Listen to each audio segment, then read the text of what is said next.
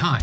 Welcome to Someone Else's Movie, the original podcast where an actor, writer, director, or nebulous industry figure gives a little love to a movie they didn't make.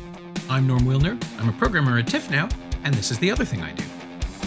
My guest this week is Melanie Chung, a filmmaker who's worked in documentaries, shorts, and the occasional TV project. She most recently directed all 9 episodes of Simu Liu and Natalie Younglai's digital series Hello Again, which is now streaming on CBC Gem. I like the show enough to book episodes for pretty much everybody involved, so, check it out if you haven't already. It's charming as hell.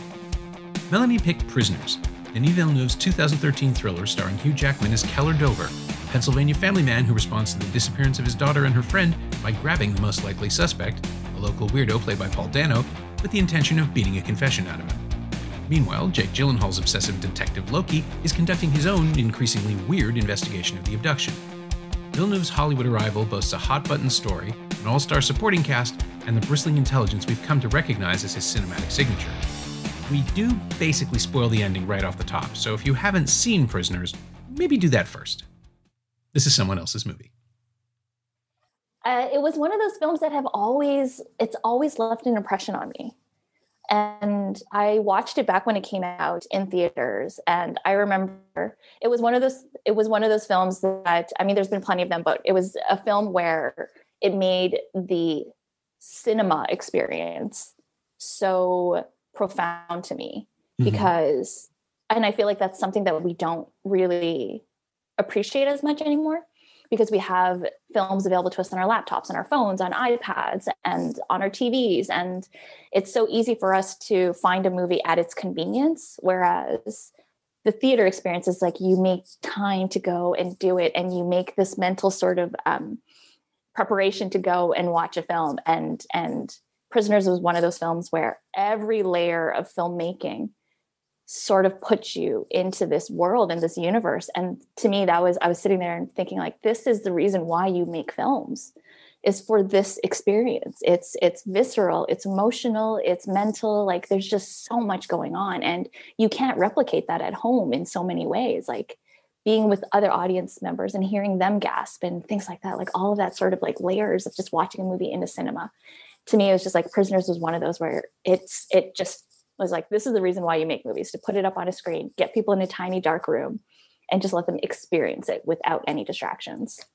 Yeah, it's one of those films too that the minute you said listening to the other people in the audience respond to it, it's the shifting, the backing and forthing. I saw it with 3 other people in a screening room up at Warner Brothers because it was a TIFF and they screened it for us early. They were recording us for the cover. And I think that would have been a very different experience if there had been like 500 people kind of moving back and forth with the plot as every new development comes along. Because watching it in silence was, it's how I see most movies, really, with a very, very small audience, or these days with no one at all. But it's weird now. Like in retrospect, it feels like Villeneuve's most public, popular, engaging kind of picture. It's the one that depends the most on the audience responding to it, because everything else moves towards a chillier, more machine-tooled presentation. Not in a negative way. It's just that there aren't moments that you gasp at emotionally in Dune or maybe Arrival, but that's a sort of a softer, sadder kind of progression. Prisoners is the crowd pleaser. Prisoners is a movie that actively involves the audience. I interviewed Jackman at the festival, and he said like that was his attraction. It's like, it's all about the primal urge to defend your family and how far you'll take it. And for him, the challenge was keeping the audience on side as he gets wilder and more desperate. And I think he couldn't articulate it as such, but I think he was playing with his own charisma and trying to figure out how far along he could bring people. And at what point it becomes necessary to let them know that this is not a good person, that, he's yelling about how he's a great person while he's torturing someone. And we are there trying to figure out if we should be on his side anymore. And it's really interesting to watch the movie not give you that answer and just withhold. So we can talk about the ending of a 9-year-old movie, I think, at this point, but how do you feel? Was he justified, or does it even matter? You know what? It's such a funny thing, because I remember watching it the first time in the theater, and I had that conflict, but also at the same time, I could feel that justification. And that to me was wild, because there was just something about, because he was also right. You just knew he was right. And it was that intuitive parent within him that knew he was right, that this man, this Alex, as whatever he's presenting himself to be, this sort of neurologically sort of held back type character that has like the IQ of a 10-year-old, but yet at the same time, it felt like there was two sides to him, because we also see that moment where Alex goes to take his dog for a walk, and then he just yanks the chain. And there's that level of violence within him that Keller, Hugh Jackman's character, intuitively knew was in there. And so that's where I felt so conflicted, where I'm like, but he knows something. And if your daughter was, and this man knew where your daughter was, how could you not get to that level? It is very primal, but I think that is the whole point, is that we as humans are so complex. There is no black and white to it. And there is no black and white to morality as well. And he is also a man of faith, and his faith gets tested in so many ways. And I think that's part of many of the themes that Villeneuve is trying to sort of talk about within the film. Like, he opens the film with a verse, and it's brought up multiple times about his faith to God and all that sort of stuff. So his level of morality, it's almost like, is he seen as a godlike figure because he's also a carpenter, which is very similar to Jesus, but yet at the same time he is willing to torture a man, but do the ends justify the means? And by the time you get to the film, spoiler alert for anyone who hasn't watched it, is that in some way it kind of did, because without that level of violence that he inflicted upon Alex, he would never have found the answer, and he would never have found his daughter. You get the satisfaction of what he was trying to extract. So it's a hard thing to say yes or no about, to me, it's like I go back and forth. You can't, there is no right or wrong answer to it, because upon my second rewatch, I realized that Loki's a terrible cop as well. Yeah, we haven't talked about that yet. I was sort of trying to figure out when you introduced the Gyllenhaal of it all. But that is absolutely intentional, right? Like, that performance is supposed to be the key, that he is nowhere near as qualified an investigator as the civilian, as the guy. And the other thing that Jackman's character that Keller has is that he's a prepper, which I find fascinating, because it's a judgment for us, from the audience. It's like, to see those stockpiles of goods that he has, and his hyper awareness of threat, and his constant sense of impending doom. That's a more common characteristic in the US, or at least it was after 9/11, which I have a whole thing about how Prisoners is very much a 9/11 allegory in the response, like the idea of an overmatched response to an inexplicable personal invasion or feeling of personal assault. That is something that I was stunned to see in a major motion picture, like a studio release. I can't think of any other character, hero or victim, that's been allowed to have that part of their personality, to be a prepper. That's a sociological thing we just don't see in movies unless it's the bad guy. And that felt intentional, that we're supposed to see him as potentially untrustworthy as a hero. And then I realized, I think that's how Loki is supposed to see him, to immediately dismiss him and as a crazy, and just not pay any attention to him. And that gives Gyllenhaal a thing to make up for as an actor constantly. Like, you introduce a character whose judgment is really bad as the moral force, as the authority figure. And then you watch him flounder for an hour and 20 minutes or so, and just not get the job done, while the other character, who is clearly the untested, unprofessional, desperate, increasingly irrational hero, is getting things done his way. And I asked Villeneuve about it at the festival, whether this is a deliberate commentary, because, as a Canadian making this movie about the heartland of America, you have to have some perspective. And I said, is this a 9/11 allegory? Is this the invasion of Iraq where they got all head up and formulated a case and attacked the wrong country? You know, everybody knew it was Saudi Arabia, and yet Bush and his people decided to go after and commit incredible, unspeakable atrocities in Iraq. And he just smiled and said, I don't know why you would think that. And it's like, come on, Denis, talk about this. But the movie does the talking. I mean, I'm still convinced in my, in my not so radical middle-aged lefty perspective that's exactly what this movie is saying. That somehow rage can be directed towards an illusion of righteousness. That Keller Dover is like, he sees himself as the hero, and he kind of is, because he's right in this case. But he's also doing things that violate all of the tenets of his religion and everything he supposedly believes in. And the fact that he's willing to throw it all away instantly to save his daughter and a friend's daughter, to say, like, for the children. And it's that standard conservative refrain, like, we're doing this to protect our kids and keep ourselves safe. And this is a movie about what that costs, and just how much you have to give away of yourself, and whether or not you know that you're doing it at the time. I find that really interesting. Yeah, because there is a price to pay, and we see it at the end.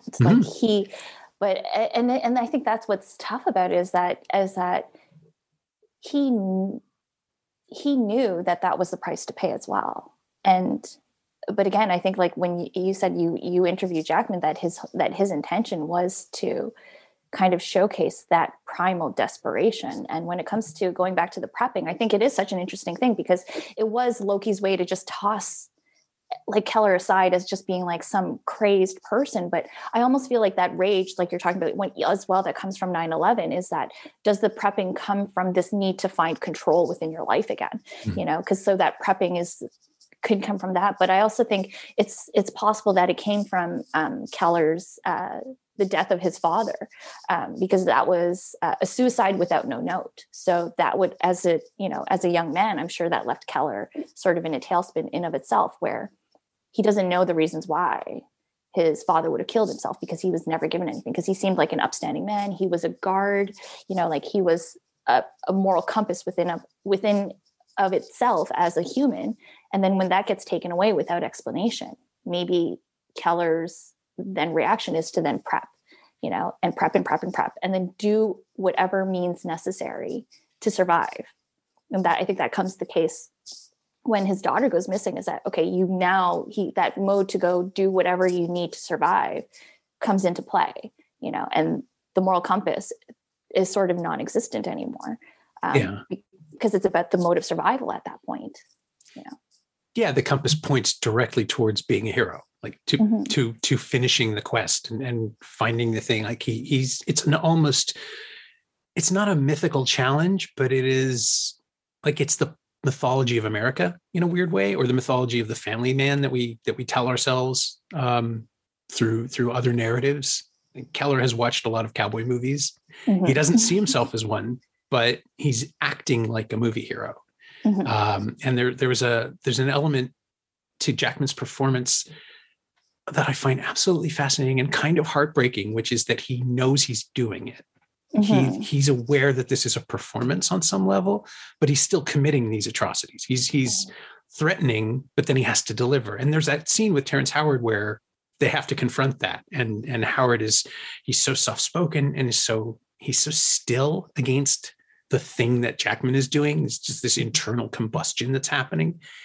And you see it on their faces, like this, neither of them knows what's going to happen next. They just know it's going to be horrible. And one of them is kind of into it. And that's like, those are choices. Those are framing the conflict and the debate of the story in ways that are instantly, immediately, like, viscerally felt. And then you have the contrast of the mother and son, who are just complete wackadoos, probably awful people, but you can't be sure. And Paul Dano, who I think that was either the same year. Was it the same year it was as 12 Years a Slave, where he just happens to be playing the worst possible character in both of those movies. And he's a sweet, soft-spoken guy. I get why he keeps getting these roles. There's something about his face that makes people want to put a stitch into it or something. Like his joke was that like he suffers really well on camera, that people like watching him squirm, and he knows it and he leans into it as an actor. But there is also the ambiguity of casting him as someone who's a little soft and a little tender, and maybe he's not. Like maybe he's not the monster that Keller needs him to be. Mm-hmm. And isn't it possible that he is? Because I feel like that moment when he pulled the leash on that dog, that was, well, we see it, right? Like we get to see that. But then that's also, but Keller also saw that too. So I think that also set something in him that this isn't a good man. And regardless of that soft, I mean, that's why Loki dismissed him entirely, is because he is that person. And Paul Dano's performance was brilliant because he knew exactly when to hold back, and he knew exactly when to even just a soft sigh, almost as if he was going to give them information. Yeah. It was like those little breadcrumbs that he was dropping in, that I feel like from a performance standpoint, like those are the things that you can never really direct an actor into doing. It just has to be visceral within that moment. It has to be visceral within being that character, because I think by the end of the film, that Alex is two personalities. He knows what he's doing. He knows that he's willing to put himself in such a state, but to continue playing this character of Alex, even though we know he's not Alex by the end of the film. And it's only when he was pushed physically to the point where he can no longer take it does that come about. So meaning, that he is willing to withhold information, and Keller knows this. But Keller, I think, is also interesting too, is that even though there does seem some, like, I wouldn't say joy about it, but he is willing to do whatever is necessary. But also at the same time, you do see moments of him withholding as well.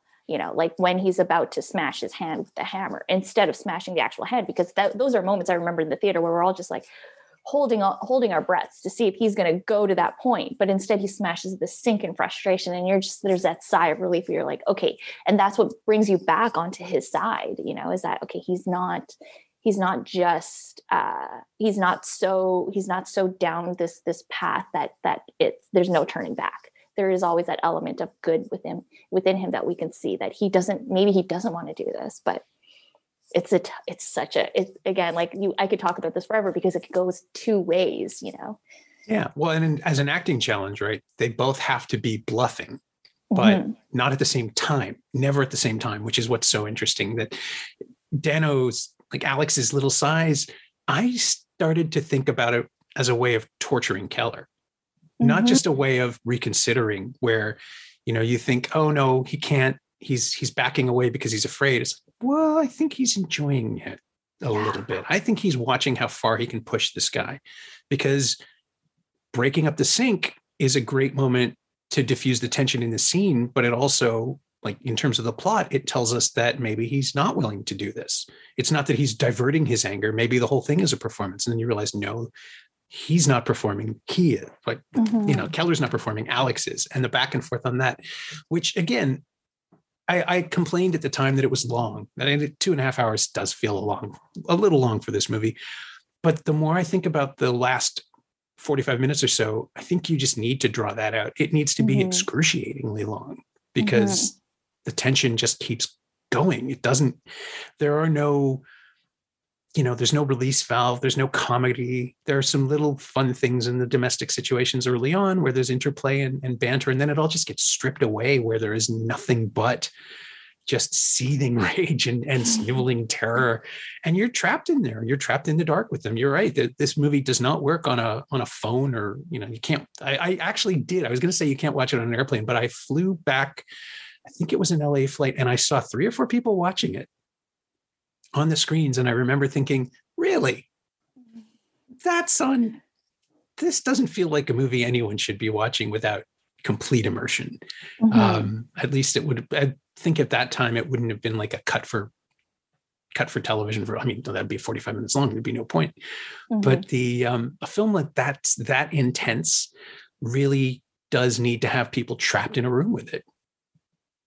Especially to pick up on the nuances. Like it's so nuanced that if you're distracted at any point in time, you're going to miss so much. Because like going back to that scene where is Alex bluffing as well? Is he enjoying pushing Keller to this point, especially with that scene and with the hammer? Because as he's smashing the sink, he never flinches at all. So that's where, Alex is also playing a character. He's playing this role. And that's something you would easily miss on a tiny little screen on a headrest in a plane, to see that sort of nuanced sort of performance. And yeah, I also wanted to circle back to what you were saying about like how the moms are being portrayed as well within this film. And upon my second watch, and I guess it's like almost 10 years later.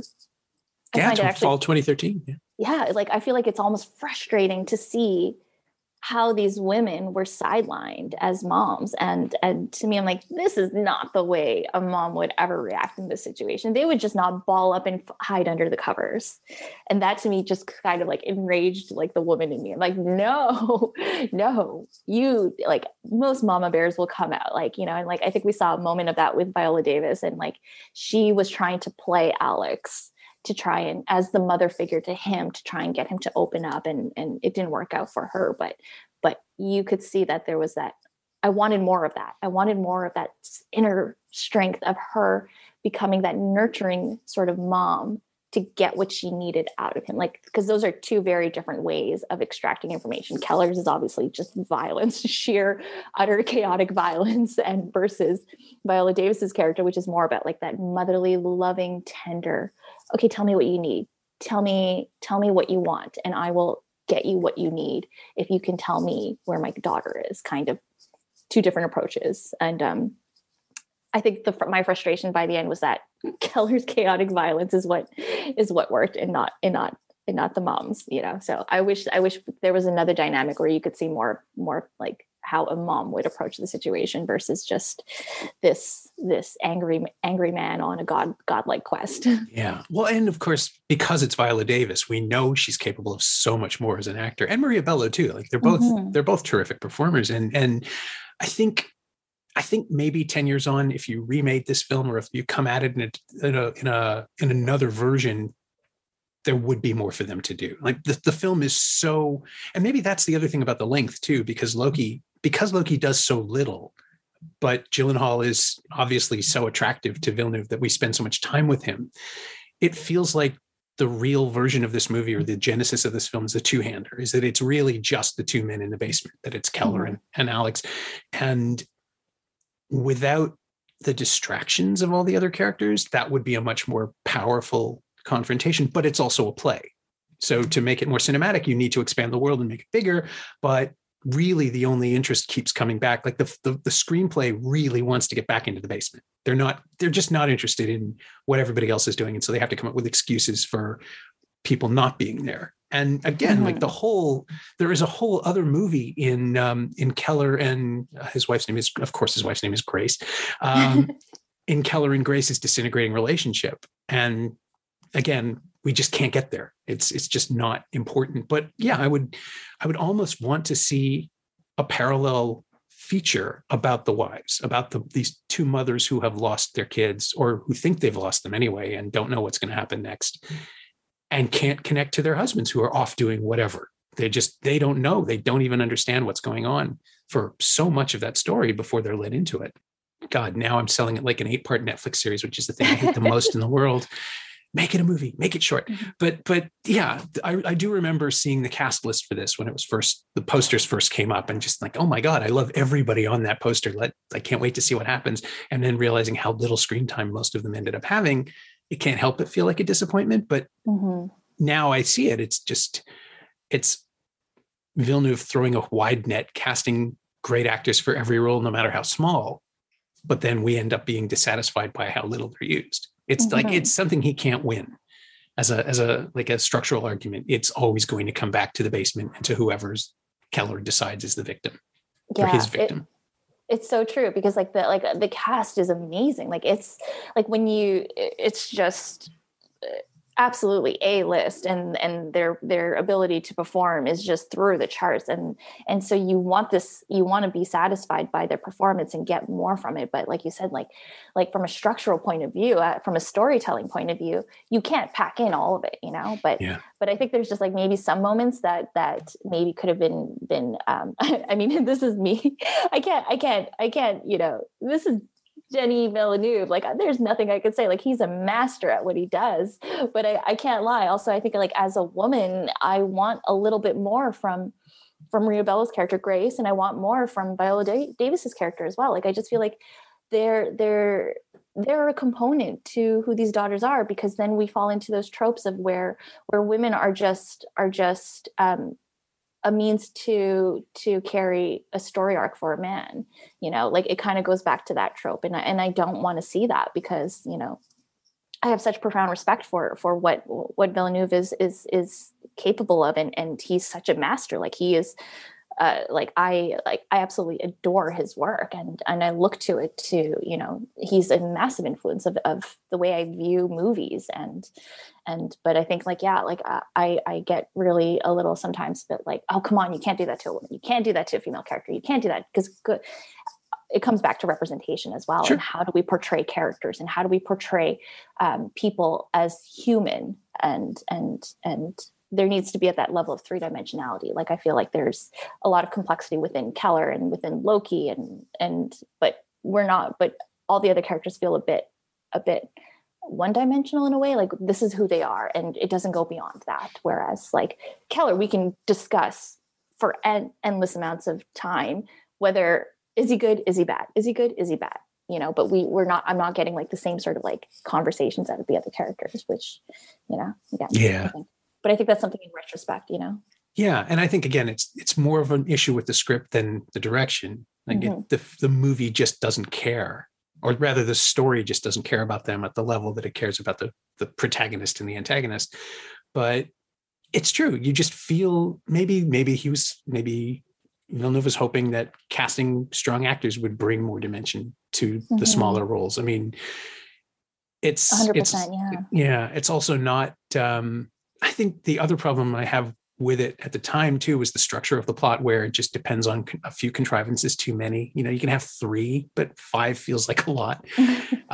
And also the way that it's just, this is probably my own atheistic point of view being an issue, but it's the whole idea that on some level, the underpinning of it is a war on God. Like, that's the justification that the bad guys use, Melissa Leo, who I think is kind of a little much in the film. Like, she can go really, really big in ways that not every movie can handle. And I know she's supposed to be like the prime mover of the villain plot, and she's the real monster and all of that, but she's just so twitchy that I guess maybe it's a way of I was going to say it defies logic that Loki wouldn't see through her, but of course he's not very good at his job. So maybe that's part of it. I just remember the scene with Gyllenhaal and Leo together, where it's just like they're both doing something with their face and every shot, and it's like, one of you should probably notice that the other is weird, and yet maybe that's it. They just normalize each other, and so we're supposed to believe that he doesn't figure it out. Yeah, I mean, we could definitely talk about like how Loki is he misses so many clues that it's mind-boggling. Like, you feel like you're watching Scream all over again, and you're like run. Yeah. Like, the killer's behind you. Like, that's what I feel like I was doing with Loki the entire movie, because he missed the maze, the necklace on the dead body he found. He missed the connection that, 16 children went missing, but let's not follow up on this. And then he talked to one woman who had a child missing in front of the same house where these two girls disappeared too. But none of this connected. Like, it's just maddening, And then taking it back to like Melissa Leo's character, it's like, how does he not pick up on how bizarre she's behaving and how cagey she is? And also because in order I guess it's a bit of a trope with like these types of characters, is that they give too much, but also withhold as well. And that weird push and pull game it feels really obvious that there's something up, like that they want to give information to sort of play the role that they're innocent, but at the same time the withholding and caginess is clear indicator that no, that's your suspect right there.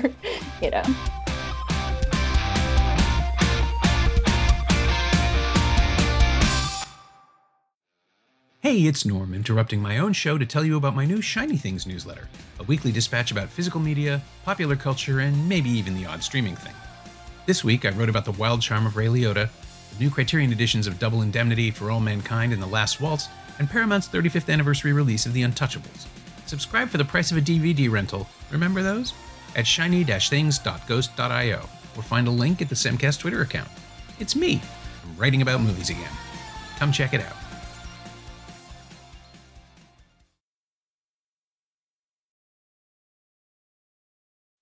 I mean, it's Law and Order syndrome, right? We've seen more movies than these characters have.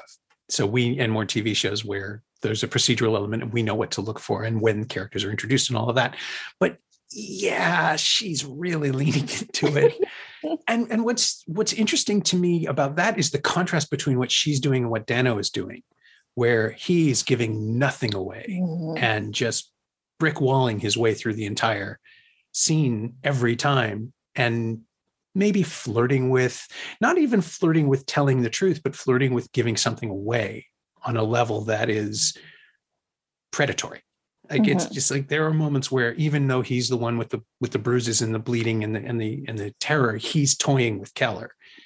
And I couldn't reconcile that as the child of what Melissa Leo is presenting, because she's so over the top. Although maybe it's a defense mechanism. I'm overthinking it, but it is one of those choices where the casting and the performances sort of unbalance whatever is supposed to be going on between the characters, where I could not see that person coming from a home run by that person. And it's weird. But I think the other point too is that Holly Jones, Melissa Leo's character, is just as terrible a parent as Keller Dover, right? Like that, I think that's part of it that doesn't quite land, that he's kind of neglectful and absent until he's got the mission of saving his daughter. And she is just awful at everything, in the same way that Loki is awful at everything, but not in the same way that Keller is. So it just feels like it destabilizes the whatever comparison or conflict is supposed to be generated between them. I don't know how you fix that. Given the way the movie has to work. But that's the problem, right? It's sort of bound to a narrative, the conspiracy aspect of it, or the crime aspect of it, has to be so under the surface for any of it to work. And we have the time to think about it because of the length of the film. And if it had been more of a headlong race, I think a lot of this would have probably been fine. And I think just going back to that, can this character of Alex come from the home that is Holly Jones? And I would make the argument that I think it is possible, because she seems to love this idea of games, like this whole play on, you can't leave until you finish all the mazes from front to back of these books. And so it's come to be like, maybe he's come from this home of, you always play games and you always you always kind of keep your cards close to the heart, which is exactly what Alex is doing when he's playing with Keller. And it's almost like he's gotten so good at playing the game that he's willing to endure that level of pain, till he can't. And that's kind of, maybe he's like, now I fold my hand almost moment, Yeah. So he's actually better at playing games than she is at this point. He's evolved a survival skill.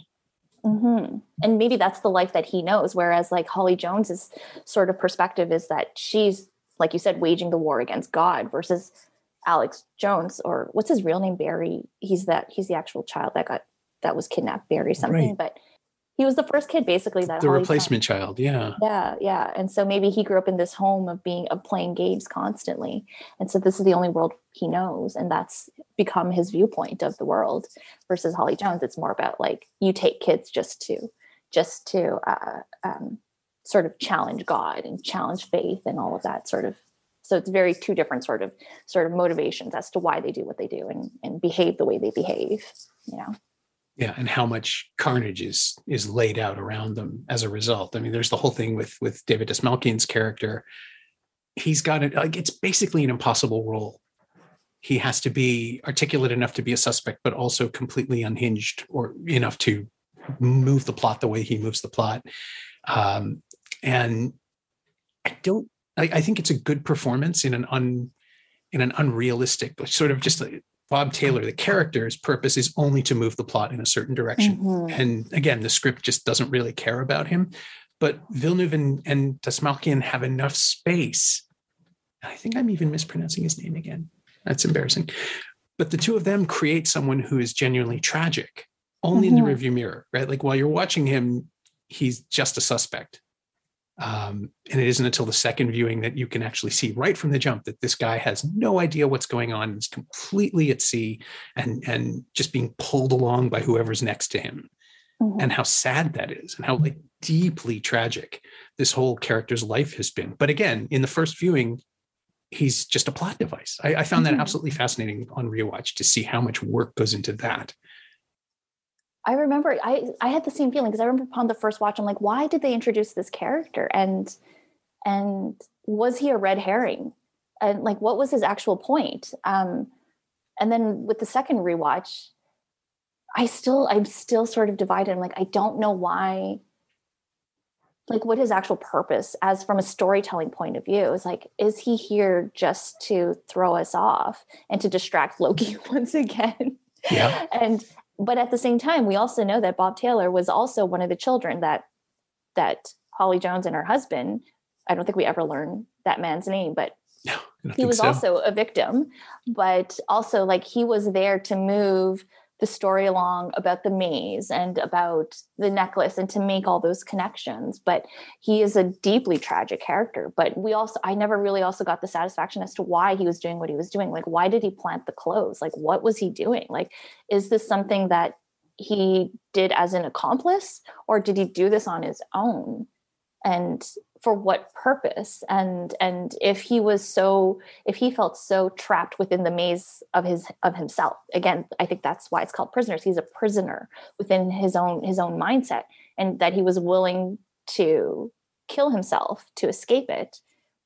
Like, why would he do it now versus ever before? Like, I have so many questions about that character too, that it's just a part of me is just like, maybe, you know, the way to trim off time is if we removed that element entirely and kept it, like you said, about the two men in the basement, you know, like, does that become the bigger story? But again, if it's a movie that's being released wildly, across for like all mainstream audiences, then I guess, yeah, that would be the reason why you need a red herring, because it creates another level of tension, and it creates another divergent path for Loki to go on to scream at the screen and be like, no, you're looking in the wrong direction again. Or is it him, you know?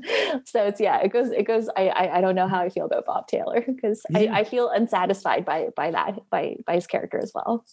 Yeah. It's weird. I mean, you're right. He's there to present evidence, but just to have it overlooked at the same time, which is kind of frustrating, because we are immediately told not to pay attention to him.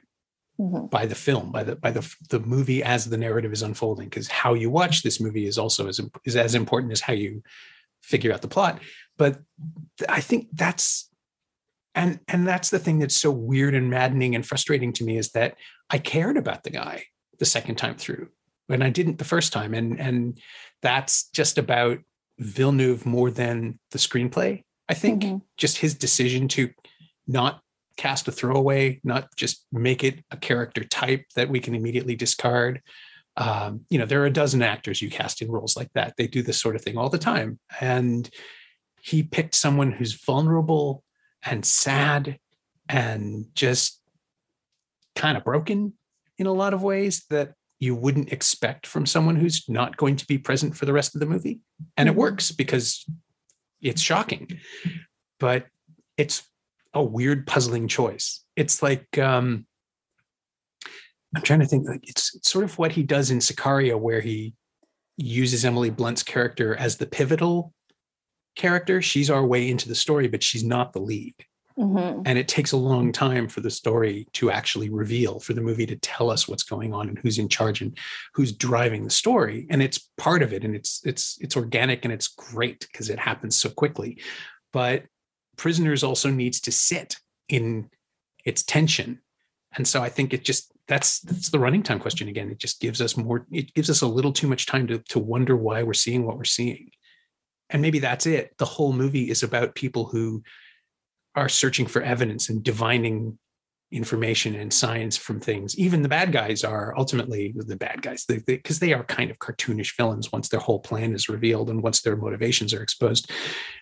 The Joneses are religious fanatics as much as Keller, and taking direction from the world in the same way he does, which is just making intuitive leaps and deciding that this thing is the only thing you can do, except that their thing is monstrous and horrific and born of a snake handling mistake, which again, like it goes back to these other weird American religious traditions that tie to prepping somehow. Yeah, snake handling gospel churches, revival churches are still a thing. And it's a thing that no one talks about because it's a thing that no one talks about in popular narratives because on some level, everybody knows it makes them look silly.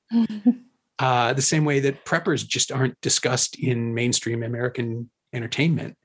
And here's a movie that says, oh yeah, both of these things are real and they're weird, but they're also part of the fabric of these people's lives. And it's not commenting on how weird it is. It's commenting on how they don't know how weird it is. Right. And I find that fascinating too. Like, this is an outsider's vision of America in a movie made in Georgia that is as well. I was going to say it's as American as apple pie, but of course the lead is Australian. So there's that too. But the outsider aspect is really fascinating because you're getting a movie that is like it has the feel of an American thriller, but it's really weird. And it's really aware of that. It's aligned to weirdness. And again, that brings us back to Detective Loki, who is Jake Gyllenhaal just giving the most eccentric performance of a very eccentric career in the middle of a mainstream studio thriller and having no one comment on it, which I do find fascinating. Like, Keller doesn't have any patience for this guy because he sees right through him. He can tell he's not going to be of any help. And he's right, kind of. And that's the thing that I find, I still wrestle with that as well. It's like, are we supposed to buy into Loki? And I don't know if it's Jake Gyllenhaal's performance, or is this the character in terms of like, because he has a tendency to have this sort of like shit-eating grin and like smirking in such a weird way where you don't know if he's being patronizing or not. And you don't know if it's is this just like a part of Jake Gyllenhaal and the way he happens to look when he smiles, or is he actually trying to be like sort of this patronizing, whatever, sir, okay kind of type of character. So I kind of go back and forth with that because he kind of gives Keller like these weird smirks sometimes. And I'm like, how could you not see how you're egging him on to get to this level of anger? Because you are sort of dismissing him. And how do you dismiss the parent of someone who just lost their child, you know? So that sort of like the bedside manner of a good cop who's supposed to help find this missing child doesn't seem to be there. So I kept going back and forth where is he just really eccentric and also at the same time he's clearly obsessed with symbols in some sort of context. Like he has them tattooed on his hand. I think like at the end, like there's this one shot where he's looking down at the maze that Bob Taylor drew while in holding, and on every knuckle there, I think it's the astrological symbols on his fingers, and then also the way he's introduced, he's talking about the Chinese zodiac and who's what. So like he has a thing for symbols. So how did he not notice the maze, the maze necklace? I remember like as soon as we see the body in that priest's basement, like it's giant, it's massive. Like how does your brain not pick up on those things? So I like, again, I don't know if it's all like, is he just a very eccentric character, but also we're introduced to him as being a star detective. Like he hasn't lost, or he doesn't have a single unsolved case. And if we're meant to believe that and then see this performance as it just doesn't add up. So I'm sort of left wrestling with those questions as well. Like, is it just, again, is it just maybe like some missed opportunities within the screenplay, or are we meant to question the intelligence of Holly Jones and Alex Taylor, or Alex Thomas, whatever the character's name is, Paul in Dano. comparison to this guy?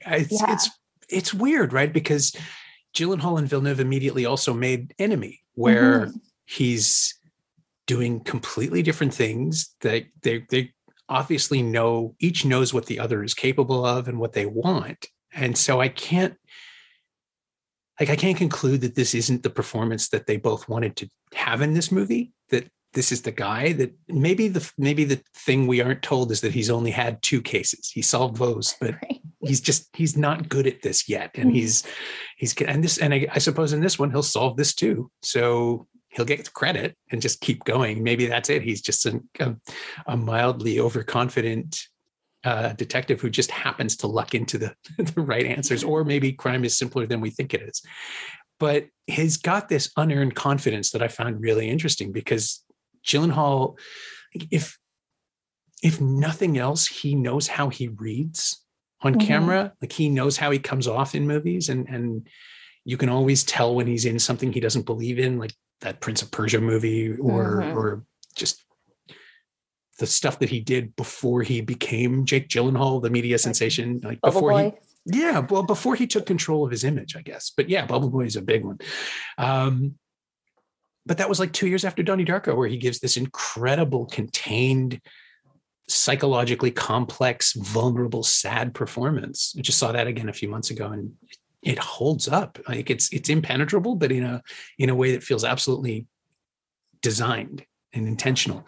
And what he's doing here is, I don't think we're supposed to like him, and I'm not sure we're supposed to root for him, but the movie is using him as a convenient tool to get away from the basement, to get out and tell another story and show us all the things that Keller doesn't see. And I think maybe that's supposed to destabilize the scenes in the basement, the scenes between Keller and Alex, where we're supposed to wonder what's happening and who's right and who's wrong. What Loki finds, even though he doesn't notice it himself, is supposed to be helping us build our own case in a way that, like, if you want to extend the prisoner's metaphor a little bit further, we're prisoners of the narrative and we have to build our own answer. And I think it's so interesting that you say that, because that's exactly how I felt like watching it, not as in like in a bad way, like I'm a prisoner to this theater, this movie theater, and I can't get out. It's more like, if I wasn't, I wouldn't feel these visceral feelings, within this contained sort of universe. And I think that's really fascinating in of itself. And I almost wonder too, like, who is truly the protagonist then too? Because they're both morally, toe the line, and so, and we also don't know who to root for, because we know Loki's sort of mucking up this case. And we also know that Keller is not doing this in the most righteous way. Yeah. So it's like, who do you actually root for in this film? You're kind of left wondering with all these questions. And I think that's also the brilliance of it too, is that if we were to look at this overall, like in a very big overarching sort of way, is that there is no clear hero ever, is there? There is a complexity to that, like the reasons why, like what motivates us to do the things that we do. It's never just one thing, and movies often teach us that. Like if you break down a Disney movie, the motivations are very always clear cut, because they have to be, they have to make it very, in some ways, very simplified, but still very engaging, because it's for a younger audience. But like for movies like this, maybe that's the whole point of what Villeneuve is also trying to say, is that there is no one way or one moral compass to abide by, because I think the play against Keller and Holly Jones, like they are both in the same situation. They've both lost a child, but they're both people of faith, but they're on different ends of the spectrum. And what drove them to each end is not, you can't say it's the same thing. Like it's technically the same thing, but they're still people of faith. Like Keller in The Hole, finding the whistle, he prays, so he still has that faith to God. Whereas Holly Jones, she's lost her faith to God, upon losing her child. So it's not the act of losing their child themselves that will then equate to the same exact outcome. You know what I mean? Yeah. Well, they're both driven by righteousness, or rather self-righteousness, right? Like Holly has a structure that she has embraced to refute her beliefs. The ones she used to hold are now vile and repugnant, and therefore she has to turn on them and destroy them. And Keller has to double down on everything he already believes. And I guess you could say it works for both of them, but it doesn't work so well for Holly. Like it sustained her for a few decades, but that's just creepy.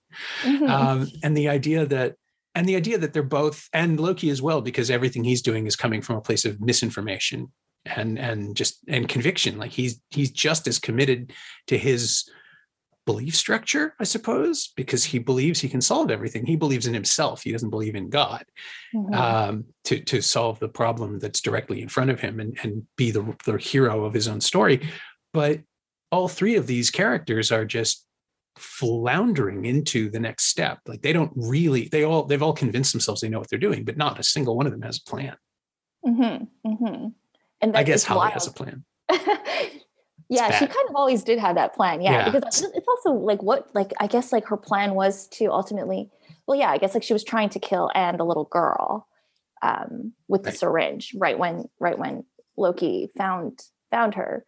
But yeah, I don't know. There's still so many questions that I find really fascinating, and I think the themes are I think so. There's so many like themes and symbolism and things that you can kind of like discuss endlessly. Like I was saying, like I watched a whole bunch of like video essays, and I kind of dived back into interviews about the movie with Denis Villeneuve.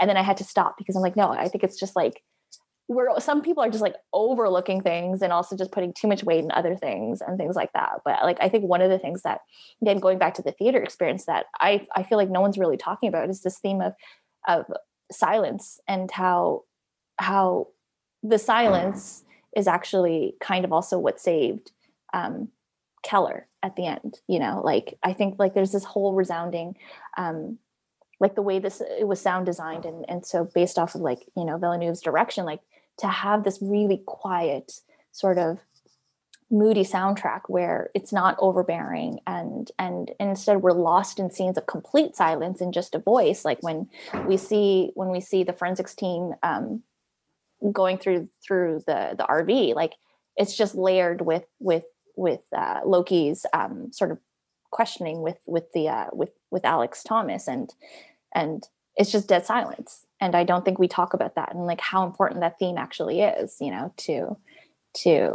the overall arching story, and how if it weren't for that silence, because I think that's also part of Loki's character, is that he's able to sort of see things within the silence, because that's how people still debate the ending, but like saving Keller, so to speak, is within that silence. He can hear that whistle. Oh yeah. Well, I mean, it's also the only time even though he doesn't know it's Keller, it's the only time he listens to Keller, right? Like it's it's the only moment that those two characters communicate, and it's completely one-sided for each of them. Keller is blowing the whistle. He doesn't know who's going to hear it. And Loki hears it, but doesn't know who's blowing it. And I want to say that's some grand statement on America, but I'm pretty sure it's just a good ending. Like it's just a great image to go out on, but it feels like it should mean more, doesn't it? It feels like it's got something. I think it's really interesting to me that the ending is still debated, because I think there were some interviews that came out where both the screenwriter and Villeneuve said that they did film they filmed the extent of the final scene of he does discover Keller in the like hole. A rescue. Yeah. But they decided to sort of cut that out. And I think that was really smart to do, because we don't need that. It's just more information that we don't really need to sit through, especially in a film that's 2.5 hours long. Yeah. It's more than we need at that point. But I also find it really interesting how it's debated whether did he get, like, is this something that like, I think I remember the debate was that, is Loki hearing things and is Keller actually there? But to me, I feel like it is definitive. Like I left the movie feeling like, no, for sure, Loki rescues Keller.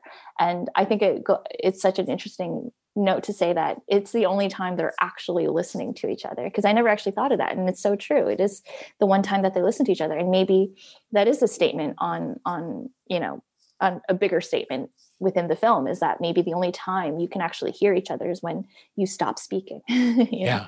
Oh, it's definitely a theme throughout the entire picture. People just yelling at each other and not hearing, because, because Keller and Alex never really communicate.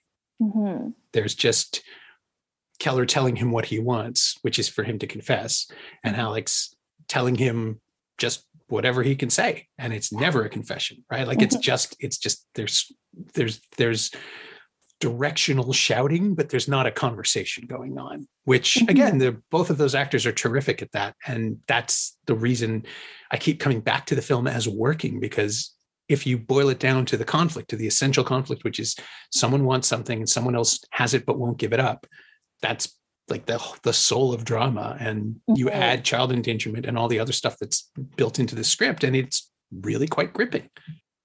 It really is, because that's how the creation of that tension is through that breadcrumbing that Alex gives Keller. It's like, it's just these little bits of pieces that don't seem to make any sort of sense, but they actually lead him to his daughter. Like the little things of like, they only cried when I left them. Like that moment was just like, Loki, what are you doing? Where have you been? Like, what is going on? Like that's when and then that's kind of like the moment where a bit of a switch flips, where you're like, okay, you're on Keller's side now. Like he's right. Like we all heard it. We all saw it. And then same, like the other things that he says, like what Alex says in that basement is like, he talks about like through that pipe hole, he's like, I'm not Alex. I'm not Alex. I'm not Alex. And if only Loki and Keller could put the two pieces of information together, Loki would then be like, oh yeah, that could be the kid that I talked, like the kid that disappeared and I talked to their mother like just a day ago kind of deal, But so it is like frustratingly that you just want these people to talk to each other, not at each other, but it's also the breadcrumbing is what keeps us engaged and what keeps us like in it, like fully invested in it, because you want to root for these characters. You want there to be a good outcome because of the child endangerment. Yeah. I don't know. There are just so many layers where you can just be like, oh my God, it's like, and maybe this is the puzzle. This is the maze in of itself, is that we are in this maze of questions and wanting to seek answers, but we're never going to get the answer, because I think they also said that in the maze that Bob Taylor drew in the holding cell is that there was no exit, and that's basically us right now. Yeah, exactly. This is a cry for help from everyone. And my exit strategy is to ask about how this relates to your own work, which is how the podcast always ends. And I have no idea. I've been trying to figure out, is there anything in Hello Again? I can't really see a connection. I mean, it is people who want things and can't have them, but only in the most threadbare version of that does it connect to Prisoners. And have you used anything from Prisoners or incorporated it, borrowed it, outright stolen anything that Villeneuve does in your own work? I think more from just the way I view things through a camera lens. I try to, and what obviously like this movie came out many, many, many years ago before I even was introduced to Hello Again. And I think it's films like his that have just always given me this desire to tell stories through as an authentic sort of viewpoint and use the camera lens through it. And that's what I bring to Hello Again. So I know they feel like completely different things and they're just very like sort of different viewpoints. But I think for me, it's that frustration of these characters is that no one is one dimensional. No one is two dimensional, like there's just so much complexity to who these people are. And I think Prisoners is one of those films that left me with that feeling, is that, there's so much more of what motivates us to do what we do. And that's the case when it comes to Hello Again as well. Like you can't approach these characters. I mean, again, it's very, like there are things about it that are just supposed to be fun and fluffy, but the stuff between his dad to me was the part that really drew me into the story. Like there's so many fun elements. Like, yes, doing a rom-com is always going to be fun. Doing some comedy is going to be fun. And also like throwing the twist of multi-universes and going back in time and all that sort of stuff is fun. But what always kept me going back to the story was the relationship between Jaden and his father, because he had an opportunity to essentially redo it in many ways. And he thinks he knows what motivates him. Jaden believes the loss of Avery is what motivates him to find quote unquote love and to get out of this time loop. But that's not it. It's deeper than that. And again, going back to like just the way I sort of view the world is that there's just so much more that what motivates us and pushes us. And going back to like the differences between Keller and Holly Jones is that they both had the same event change their lives, but they go in different directions. In many ways, you can kind of place that into Hello Again, is that he had this event, the loss of Avery, change his life, but he's on this quest. Jaden's on this quest to just, he thinks that like the only way to fix his life out of the time loop is to just continually pursue Avery, to the point where he realizes that that's not actually the way, that's not the exit out of the maze, you know. Yeah. It's something else. It's something deeper. And I feel like those are parts of us that we don't go to. And it's always the deeper parts of us that actually motivate us. But those are the scary parts that we don't talk about, you know, because it's easy for us to just kind of put something surface level. It's like, oh, it was this breakup that happened. And yes, of course, breakups are traumatic. You know, we've all had our heart broken and they can severely damage us and leave us with a whole new impression of the world. But there are also those things that we don't talk about. And we see that with Jaden. He never wants to talk about his dad. So there's something deep there, you know, and it also questions his ability to love. You know, it changed his ability to love. And that's why he wasn't able to love Avery the way she needed to be loved. And he also wasn't able to love himself the way he needed to love himself to get out of his own maze, you know? So I think like maybe that would be the sort of like the parallels to it, you know, but I wouldn't say like when I picked Prisoners, it was meant to, you know, reflect back. You know, yeah, definitely like overlap. But I think that's the human condition, is that at the end of the day, it's like, it's films like Prisoner that makes me question the human condition and what motivates us and why we do what we do and whether we are good or bad. And are those words that we can even use in our lexicon? And is it fair to ever label anyone as one or the other? What I'm taking away myself from Hello Again is that the key to unlocking that maze emotionally is vulnerability, which is something that Jaden is bad at and becomes better at over the course of the story. But learning to listen and learning to, you know, accommodate other people is kind of also the point of Prisoners, which no one ever does. Like vulnerability is only shown in blood. Like people are weak. That is the movie's version of vulnerability. And again, it's the script's version, not the director's perspective, because Jackman is showing a different kind of vulnerability in Keller's terror at the loss of his child. And Dano is doing something with like a sort of a brick wall against vulnerability, like hiding his own agenda, his own weakness, his own physical fears, and whatever else is getting to Alex. We don't get to see that because of the wall he puts up. But those are like vulnerability and honesty are the two traits that you almost never see in anything other than a romantic comedy's climax, because there's just no room for them in thrillers and there's no room for them in most dramas either, even though that's what filmmakers think they want from this stuff. We're not seeing it as much because it's just hard to depict and it requires the audience to be fully invested, which I think just doesn't happen as much anymore. And the fact that Hello Again makes time for it, I think, is something really special. And again, it's hard to realize on screen. It's hard to see it in a performance because so often we just cut away from that and move to the next scene, right? But and even within the web series structure, which I know was imposed on the script after the fact, it was pitched as a feature originally. You have that. You found room in a 10-minute episode to have even just 20 seconds of reflection in a character's eyes. It makes all the difference. And it's very true what you're saying. It's like rom-coms have that ability to give us that time and space to reflect and admit to things that is the very vulnerable part of us. And that's why so many people love rom-coms, is because you get to see it, because, you know, there's always that confession of love. And that's what draws us into rom-coms, because, you know, a confession of love is a very vulnerable place to be. Whereas like movies like Prisoners, like it's a different level of vulnerability, but we don't want to see it because it's too scary to look at, you know, because it's a type of vulnerability that it makes us come face to face with the parts of us that feel ugly and that seem ugly. Whereas like it's easy to digest in a rom-com because it's always about love. And so it feels a lot nicer to sort of see it within that, you know? So that's why we get, that's why like, I don't like it when people sort of like overlook rom-coms as just being like fluff material. I'm like, there's so much stuff there that is, we don't want to like overlook, because love is vulnerable, and getting into the deep sides of what makes us feel afraid and can't confront who we are. I mean, like, I think we see that within Jaden and his relationship with his dad. Like, the reason why he couldn't get out of this time loop is because he's trying to cover it up with these surface level things of being with someone. You know, it's like the equation of love is, let's just get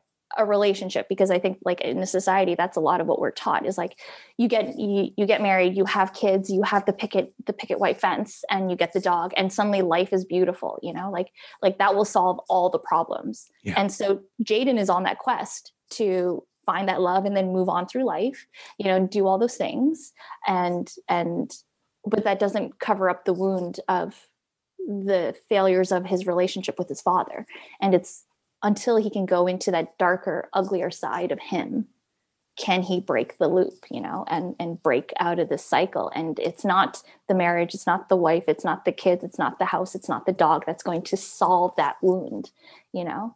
He has to confront it ultimately. And I think that's, again, going back to Prisoners, that's what, you know, they all have to do. They have to confront themselves in order to get to the end, you know, like Keller has to confront the ugliest part of himself in order to find his daughter and sacrifice himself to the flame, so to speak, you know. And that's kind of what Jaden had to do. He had to give up Avery he had to sacrifice Avery to go into the flames of confronting his relationship with his dad in order for it all to sort of just be released. Because, yeah, I mean, like, there's some things that feel a bit surface level that we try to cover up, you know, and I think that's what he was doing a lot of the times. And that's why the loop wasn't working.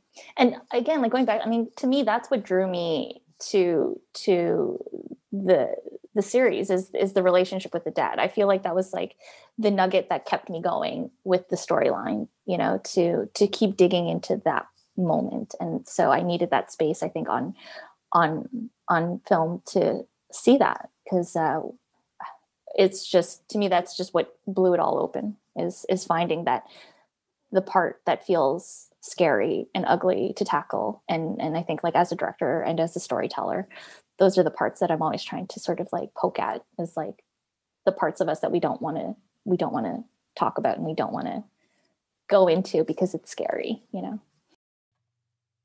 My thanks to Melanie Chung, and I'll remind you that Hello Again is now available to watch in its entirety on CBC Gem.